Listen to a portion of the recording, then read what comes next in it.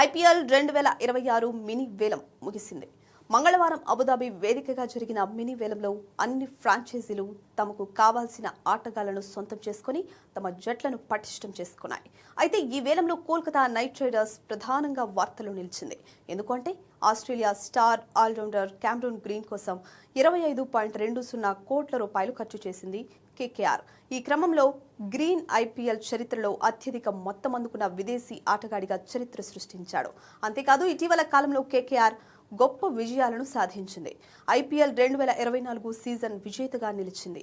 ఈ విజయం వారి ఖాతాలో మరో టైటిల్ను జోడించడమే కాకుండా ఆ జట్టు బ్రాండ్ విలువను భారీగా పెంచింది. ఈ ఒక్కటే కాదు, ఐపీఎల్ ప్రారంభం నుంచి కూడా కేకేఆర్ అత్యధిక ప్రజాదరణను కలిగి ఉంది. దీంతో పాటు స్పాన్సర్షిప్ విలువ, వాణిజ్య వృద్ధి స్థిరంగా పెరుగుతూ వస్తోంది. ముఖ్యంగా కోల్కతా నైట్ రైడర్స్ కు బాలీవుడ్ నటుడు షారుఖ్ ఖాన్ సహ యజమాని అన్న సంగతి ప్రత్యేకంగా చెప్పాల్సిన పని లేదు. దాంతో మంచి జట్టును నిర్మించేందుకు షారుఖ్ ఖాన్ భారీగా ఖర్చు చేస్తాడు. ఇక అతడికి వచ్చే రాబడి కూడా అంతే విధంగా ఉంటుంది. వివిధ నివేదికల ప్రకారం ప్రతి ఐపీఎల్ ఫ్రాంచైజీకి బీసీసీఐ ఐపీఎల్ ద్వారా సంపాదించే ఆదాయంలో వాటా ఇస్తూ ఉంటుంది.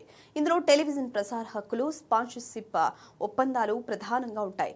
దీంతో పాటు ఐపీఎల్ జట్లకు బ్రాండ్ ఎండార్స్మెంట్లు, ఫ్రాంచైజ్ స్పాన్సర్షిప్లు, మ్యాచ్ సంబంధిత ఆదాయం, బహుమతి డబ్బు, బీసీసీఐ నిర్వహించే ఈవెంట్ల నుండి వచ్చే ఆదాయం ద్వారా కూడా ఇన్కమ్ వస్తూ ఉంటుంది.